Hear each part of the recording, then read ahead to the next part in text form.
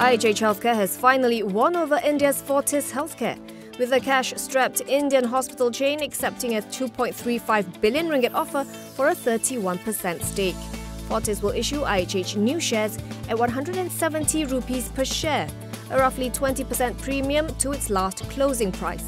The Malaysian healthcare group is also bidding for another 26% share at the same price for a total consideration of about 1.97 billion ringgit. The deal is expected to be completed by the fourth quarter of this year. IHH Managing Director and Chief Executive Officer Dr. Tan Siling says the group has a 100-day turnaround plan in place to stabilise Fortis. This will enable Fortis to realise its full potential in the long run. Meanwhile, IHH has also made an open offer to buy a 26% stake in Fortis' listed unit, Fortis Mala Hospital, at 58 rupees per share. Assuming full acceptance, the total consideration payable is about 29 crore rupees. IHH says it intends to retain the listing status of Fortis and Mala on the Bombay Stock Exchange.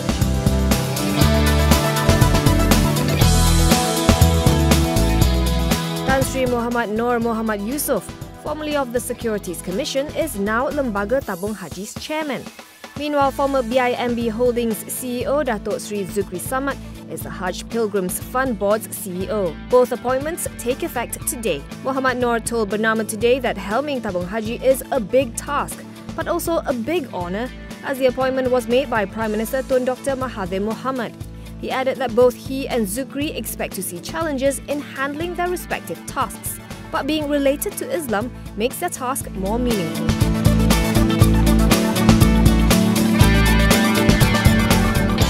Digi.com's second quarter net profit climbed 7% year-on-year to 384.3 million ringgit on higher post-paid subscriber mix, better quality prepaid base and good traction on new digital innovations.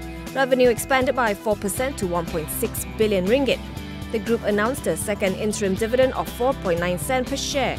As for its first half report card, Digi's earnings improved by 5% to 770.5 million ringgit, while revenue rose 4% to 3.3 billion ringgit.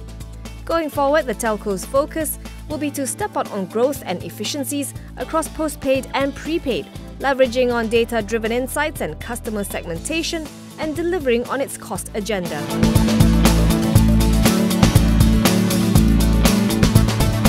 The Federation of Malaysian Manufacturers wants the minimum wage to be increased over a 5-year period, with the first hike in 2019.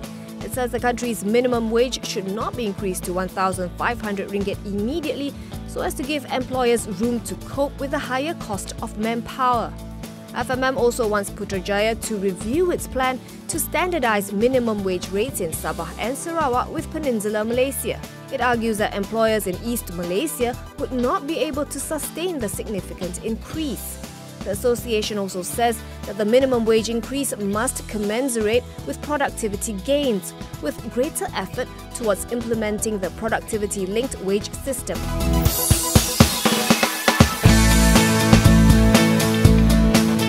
MIDA expects the Malaysian aerospace industry to generate revenue of 55.2 billion ringgit by 2030. The state agency says it's looking to earn 20.4 billion ringgit from the maintenance, repair and overhaul segment. 21.2 billion ringgit will come from aero manufacturing and 13.6 billion will be generated by engineering and design services. MIDA Deputy Chief Executive Officer Datuk N. Rajendran says the agency is focusing on the airline sector, specifically the aerospace industry. This is because it is one of the factors that have been identified under the 11th Malaysia Plan to provide growth to the industry development in the country.